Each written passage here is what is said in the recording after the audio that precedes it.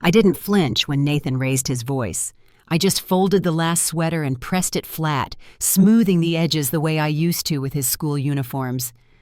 My hands moved on their own, steady, practiced, while inside me, something went still.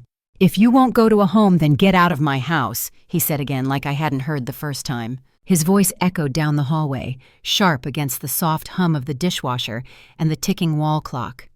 I reached for the zipper on my suitcase. It slid shut without resistance.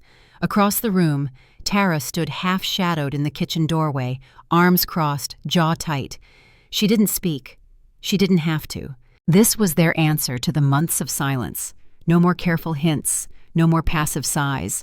Or maybe it's time glances. Just a direct order, disguised as concern.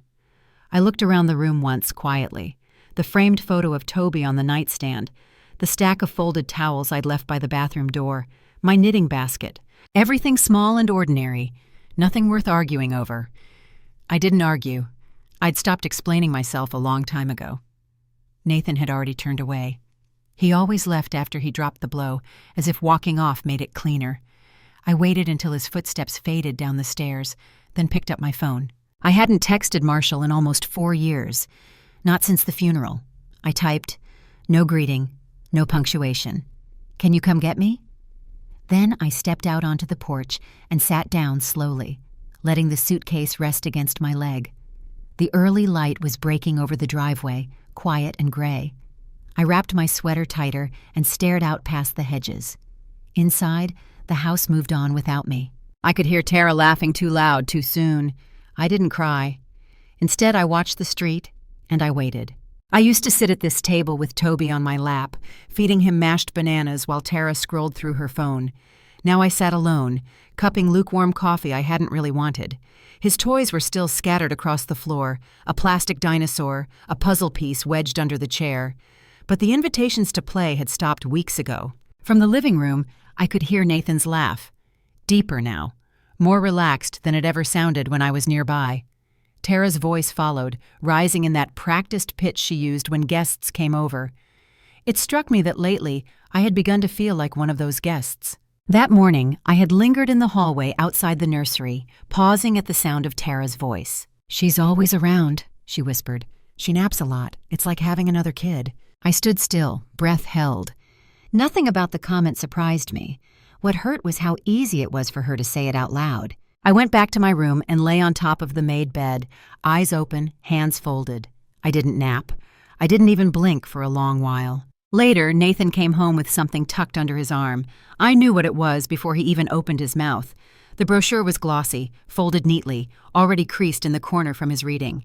"It's just something to look at," he said, laying it next to my plate like a napkin. "She'll be safer there," he told Tara. "Not me, though. I was sitting right there." I didn't touch my food.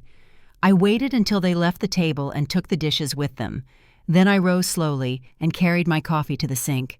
I watched the brown swirl circle the drain, the last of the warmth fading from my hands. I wiped the counter, straightened the chair, walked back to the bedroom without a word. In the nightstand drawer beneath the Bible and the birthday cards, I pulled out a folder I hadn't touched since I moved in.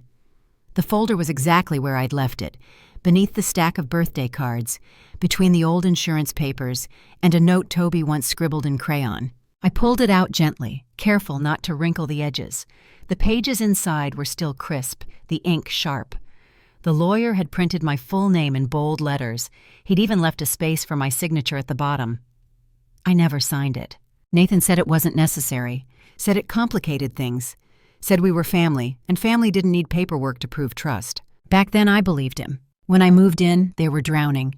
Tara had just left her job, the mortgage was climbing, and Toby was teething through the night. I gave them $112,000 to refinance, no questions asked. I also stocked the fridge, covered utilities, and handled the baby's doctor bills for the first year. Tara said she needed time to adjust. I gave it. Now I stood in the doorway of what used to be the guest suite and watched as Tara peeled wallpaper samples off a roll, holding them against the wall like a showroom consultant. "We're thinking of turning this into a proper office," she said. "Nathan needs space to work from home." My bookshelves were bare, my books packed into boxes I didn't touch, the quilt from my mother gone from the bed, now folded near the front door like something being returned. "We need the space," Tara added. "You're still welcome in the den." I nodded once, tight-lipped, and went back to my room. The quiet there wasn't restful anymore. It was hollow. I slid the folder into my handbag, beneath my scarf and wallet.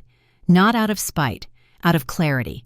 They had made their plans. I would start making mine. I sat on the edge of the bed and listened to footsteps moving down the hall, voices drifting from the kitchen, a laugh that didn't include me. The hum of the engine reached me before the tires touched the curb. I was still sitting on the porch, hands folded in my lap, when the black BMW rounded the corner and rolled up the drive like it belonged there. Nathan glanced out the front window and muttered something about the neighbor. Then Marshall stepped out. Tara appeared behind the screen door. I heard the sharp intake of her breath as she recognized him. Her eyes flicked to me, and for a moment I saw something flicker in her expression. Not guilt, not yet, just confusion laced with fear. "I came as fast as I could," Marshall said as he approached. His voice was warm but steady. He took my hand briefly, then turned to the suitcase beside me. We didn't need to speak. He knew. We loaded the car in silence. He took the heavy side. I took the quiet one. Nathan came stumbling out just as Marshall closed the trunk. "Mom, wait, can we talk? This is all happening too fast. Maybe we didn't mean it that way." I didn't answer. I looked past him. Through the front window, I saw the crayon drawing Toby made last month. Crooked houses and big suns taped to the glass like hope. I turned to Marshall. He reached into his jacket and pulled out a plain white envelope. "Give this to your lawyer," he said flatly, pressing it into Nathan's hand. Nathan opened it there on the driveway. I didn't stay to watch his face change, but I knew what he'd find: a copy of the unsigned deed I never filed and a formal letter requesting lien review and reimbursement options. No threats, just facts. Marshall opened the passenger door for me. I slid in and buckled my seatbelt. As we pulled away, I looked back once. Not at Nathan, not at Tara. At the small square window where Toby's drawing fluttered in the breeze, still taped in place. The road ahead was quiet. Marshall didn't say anything, and neither did I. Not until we reached the river. The first thing I noticed was the silence. Not the cold kind that settles between people, but the kind that wraps around you like a quilt. Marshall's guest condo was quiet in all the right places. No slammed doors, no footsteps above me, no whispered strategy sessions behind paper-thin walls. I made a cup of tea and sat by the window. The river moved slow and steady below, unbothered. I hadn't realized how long I'd been holding my breath until I finally let it go. Marshall sat nearby, reading the same paragraph of the newspaper for the third time. He didn't push, just waited. "How long have you been preparing for this?" he asked softly. "I wasn't," I said. "Not really." But then I told him about the accounts Nathan didn't know existed, about the slice of my husband's portfolio I never rolled into shared assets. Not because I didn't trust Nathan, but because my husband once told me, "Always keep one thing that's only yours." I never thought I'd need it. Nathan had assumed I was spent, financially, emotionally, that I'd given him everything. And maybe I would have, if he hadn't turned me into a problem to be solved. "I didn't want it to come to this," I said, tracing the rim of my mug. "But here we are," Marshall said. I nodded. It wasn't about revenge. It wasn't even about the money anymore. It was about reclaiming what I'd let slip from my hands out of love, out of loyalty, and drawing a line. "Finally, I'm going to speak to a lawyer," I told him. "Not to fight, just to sort things properly. You don't need to explain it to me." That night, I opened my notebook and started writing. A list of accounts, contacts, loose ends. Then, at the bottom, I began to draft a new will. I crossed Nathan's name out before I even finished the first sentence. I slept with the window cracked slightly open. The breeze smelled like pine and earth.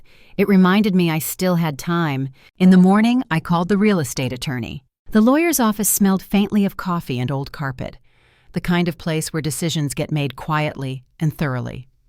Marshall sat beside me, hands folded, while I laid out the folder. Every receipt, every draft, every dollar accounted for. The attorney, a woman about my age with calm eyes and a deliberate voice, listened carefully. When I finished, she turned to me and said, "Since the deed transfer was never filed and the funds weren't gifted in writing, you have full legal standing to reclaim them through court or negotiated repayment." I nodded. I wasn't here to sue my son. I just want it out properly, without shouting or shame. I've spent 2 years being careful. Now I need to be precise. "I'd prefer to file a notice," I said. "Asset recovery only. I'm not interested in drama." She understood. We drew up the documents, $112,000 plus modest interest. Nothing more than what I gave, adjusted for time. Before I left, I added one more request, a temporary freeze on the educational trust I'd created for Toby. Just until things settle, I said. The lawyer didn't ask why. She didn't need to. That night, back at what used to be my house, Tara must have found the legal envelope. She started texting within the hour. We didn't mean to push you out. It's all a misunderstanding. Then another. Can we talk? Nathan feels awful. Nathan tried calling twice. I watched the phone ring until it went silent. If they wanted to speak, they could do it through the address listed on the paperwork. I sat at Marshall's kitchen table and sorted through 2 years of transactions. Electric bills, grocery runs, formula, clothes, gas. I printed them out and laid them end to end across the counter. There it was, the full pattern. I wasn't just a guest. I was the quiet subsidy that made their life work. And when they were done with me, they handed me a brochure and a time limit. I clipped everything into one file and slid it into a clean manila folder. In the morning, I'd deliver it to the firm myself. Marshall knocked gently on my door one afternoon, holding his phone. "Message from Nathan," he said. "He says Toby misses you, wants to know if you'll meet them this weekend." I said yes, but I made the terms clear. Public park, 10 in the morning, no talk of money, no sudden changes. Saturday came with soft sun and quiet air. I arrived early and sat on a bench under a maple tree, the kind that would flame red in a few weeks. I didn't have to wait long. Toby spotted me first, shouting my name and barreling into my arms like nothing had changed. I knelt to hug him, heart knocking against my ribs. He smelled like grass and peanut butter. His curls were longer. I held him longer than I meant to, and when I let go, I kept one hand on his back just to feel that he was real. Nathan hovered nearby, trying to smile. "You look good, Mom," he said. "I didn't expect— well, I'm glad you came." I nodded but didn't answer. I'd promised myself I wouldn't let the warmth of Toby's hug blur the lines I'd drawn. Tara wasn't there. I didn't ask why. Nathan tried to bridge the space between us with lightness. "She's upset," he said after a while. "Didn't mean for things to go this far." I glanced at him but said nothing. It was easier not to speak than to lie. The silence stretched between us, unbroken by apology or recognition. Toby climbed onto the bench beside me and handed me a stick he'd found shaped like a lightning bolt. "For your books," he whispered, "a magic bookmark." I smiled and reached into my bag. "I brought you something, too." I placed a small envelope in his hand. Inside was a library card registered in his name, the first he'd ever owned. "You can check out anything you want," I said softly. "No one tells you what to read," he beamed. I kissed the top of his head, then stood. Nathan watched me, eyes hopeful and hollow all at once. I didn't look back. I walked until the sound of Toby's giggles faded behind me. The email came late at night. No greeting, no signature, just Tara's tone, crisp and cutting. "You're punishing the whole family over a misunderstanding." Below it a screenshot, a Facebook listing. My old guest suite available for rent.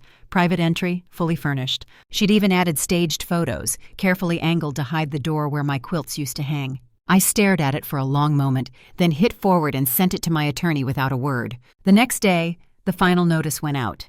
Nathan and Tara had 30 days to either repay the amount in full or prepare for court. I also requested the bank open a refinancing audit, citing my contribution to the original mortgage. The bank moved quickly, quicker than I expected. Marshall looked across the table at me as I relayed it all. "You don't have to go further, Vera," he said. "You've made your point, but it's your choice." "I'm not trying to destroy them," I said quietly. "I just want the mess cleaned up." And I did. I wasn't angry anymore. Not in the way I had been. I wasn't carrying heat in my chest or spite in my hands. I just wanted the facts to settle where they belonged. Tara had chosen her move, a rental post before the dust had even cleared. She'd already made space where I used to sit. I watched Marshall sip his coffee, then turned my eyes to the window. The river outside was steady, endless, without urgency. It moved the same way every day, no matter who thought they controlled it. I didn't send a reply to Tara's message. There was nothing left to explain. That afternoon, I took the documents the lawyer had prepared and made copies for my records. I sealed them neatly into folders and placed them in the drawer next to my passport and Toby's birthday card. When the phone rang that night, I let it ring. The silence after was gentle. By morning, the bank had sent an official request for mortgage documentation. The email came with the subject line, "You win." Nathan didn't bother with pleasantries this time. He just wrote, "The house is yours. Just stop this. Please." I didn't answer. There was nothing left to say. The bank had demanded full documentation of all home-related financial contributions, every dollar, every transaction. I imagined Nathan sitting at the kitchen table, shuffling through receipts. He never kept track, trying to build a case out of crumbs. I'd lived in that house long enough to know his systems: paper bags, junk drawers, guesswork. Tara took her name off the house 2 days later. The deed was updated quietly. Then she packed up and moved into her sister's apartment on the west side of town. It wasn't dramatic, just efficient, like most exits that come too late. I wasn't watching any of it unfold in person. I had other plans. The day after the bank closed the review, I finalized the sale of my ownership share back to the bank itself. Clean and above board. No fanfare. The check arrived in my name. I signed it over the next morning straight to the town's new literacy center. It had once been an abandoned storefront near the library. Now, with the right funding, it would open its doors by spring. A space with shelves and light and people who still believed that reading changed things. I visited the site later that week. The new director, a bright woman named Janelle, welcomed me like I was just another neighbor. I didn't correct her. I didn't mention Nathan or the house or the past. I brought in a box of my old teaching supplies, phonics cards, handmade flashbooks, a battered copy of Charlotte's Web that had survived 1,000 story times. I set it on the table and smiled, not as Nathan's mother, not as someone's burden, just as Vera Ellery. That night I walked home alone, slow and steady. There was no one waiting to ask where I'd been, and for the first time in years, I didn't feel the need to justify my steps. The morning light came through the windows without hesitation. No footsteps above, no doors closing just out of reach. Just birdsong and the gentle creak of the house settling into itself. I poured my coffee and stepped onto Marshall's porch. The wood was warm beneath my feet. The river shimmered in the distance, moving on its own time. I breathed in the day before it asked anything of me. The apartment would be ready next week, a quiet second-floor unit with a view of the park and a short walk to the library. Mine, not borrowed, not offered with conditions. There would be no hushed conversations about where I belonged, no back rooms or folded linens placed beside the door, just my own key, my own light switch, my own hours. I sat with the notebook on my lap, the same one I'd used to draft the will, to list expenses, to reclaim the pieces of my life others had misplaced. Now I opened to a blank page and began to write. Not to Nathan. That conversation had already closed itself. But to Toby. I wrote about the things we used to do, the stories we read, the questions he asked me about clouds and dinosaurs and where socks go when they disappear in the dryer. Then I slid the library card into the fold and added one line beneath my name.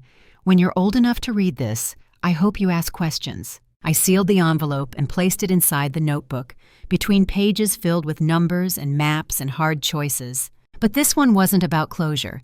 It was about beginning again, carefully. I finished my coffee, rinsed the mug, and folded the blanket beside the chair. Later that day, I'd stop by the apartment, measure the windows, drop off a spare key with the building manager. The space would be mine by Sunday. And by Sunday evening, I'd sit by a different window, with no one waiting to edit my silence.